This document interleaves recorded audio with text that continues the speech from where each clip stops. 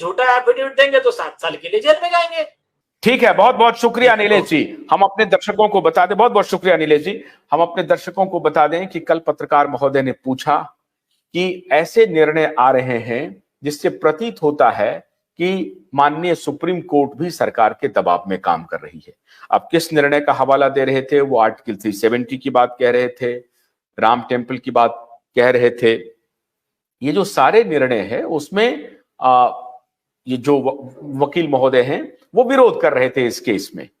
जाहिर है वो विरोध कर रहे थे, वो कहेंगे कि हमारे पक्ष में नहीं आया फैसला तो वो जरूर विरोध करेंगे, लेकिन वो केस के मेरिट को समझने की कोशिश नहीं कर रहे थे। मतलब पत्रकार महोदय के मन में जो इच्छा हो रही है कि ऐसा होना चाहिए, वो नहीं हो पा रहा था। ऐसा क्यों होना चाहिए उसके लिए तर्क नहीं दे रहे हैं। 3 चीजें में बहुत इंपॉर्टेंट है, उसको आपको समझना पड़ेगा। पत्रकार महोदय ने कहा कि देश में न्यायालय लोएस्ट ऑफ लो पर है। मैं पत्रकार महोदय से आग्रह करता हूं कि आप एडीएम जबलपुर बनाम शुक्ला केस का पढ़ लीजिए। आप पढ़े भी होंगे। हैबियस कॉर्पस का मामला है, फंडामेंटल राइट का मामला है। हाई कोर्ट ने निर्णय दिया कि हाँ, आपको हमारे पास आने का अधिकार है इमरजेंसी के दौरान, और वो फिर मामला सुप्रीम कोर्ट आया। सुप्रीम कोर्ट ने कहा कि आपको मेरे पास आने का अधिकार नहीं है। यही सुप्रीम कोर्ट है इमरजेंसी के दौरान, जिसके बारे में आज जिक्र कर रहे थे नीलेश जी कि किस प्रकार से एकदम से सरकार के सामने सरेंडर कर दिया था जज ने, और उसी फैसले को आज के जो वर्तमान चीफ जस्टिस हैं, देखिए कोइंसिडेंस कैसा है। वर्तमान चीफ जस्टिस के पिता वाईबी चंद्रचूड़ उस वक्त के उस निर्णय में शामिल थे जो सरकार के समर्थन में आया था। और समर्थन कैसा था? आपके फंडामेंटल राइट, आपको न्याय पाने के अधिकार से वंचित करने का फैसला था। पत्रकार महोदय को वो दिन लोएस्ट ऑफ लो नजर नहीं आता है। आज धूर्तता की पराकाष्ठा देखिए कि वो बार बार अर्नब गोस्वामी के केस का जिक्र कर रहे थे। अर्नब गोस्वामी का केस और ये केस दोनों डिफरेंट केस है। केस क्या था?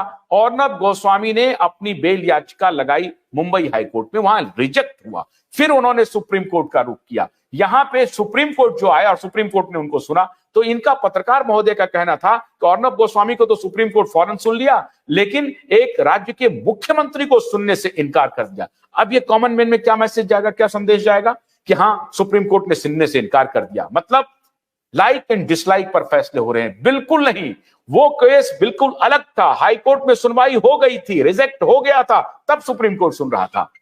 किनका?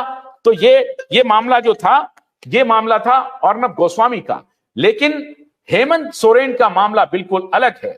हेमंत सोरेन की याचिका same day high court Jharkhand में लगी और सुप्रीम कोर्ट में लगी। तो सुप्रीम कोर्ट ने कहा कि जब आपकी याचिका वहां पर है, वहां हियरिंग हो रही है, तो आप यहां क्यों आए?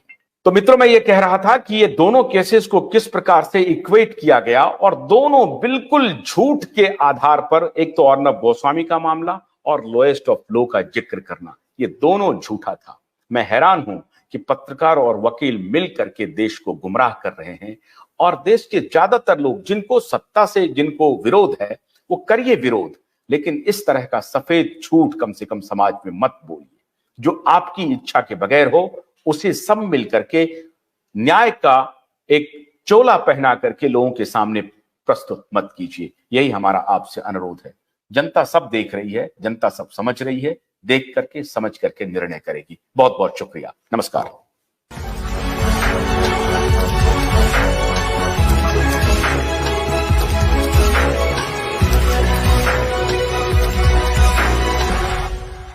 भोलानाथ का ब्रश कटर एक बैटरी से चलने वाली मशीन है जिसका चार्जिंग समय 3.5 घंटे है। इसे हम 6 से 8 घंटे बिना रुके चला सकते हैं। एक बार चार्ज करने पर ये 16,000 स्क्वायर फीट गेहूं, चावल, बजरा, जोवर के खेत काट सकता है, जबकि इसी कार्य को पेट्रोल ब्रश कटर 1,000 रुपए पेट्रोल का खर्चा करता है।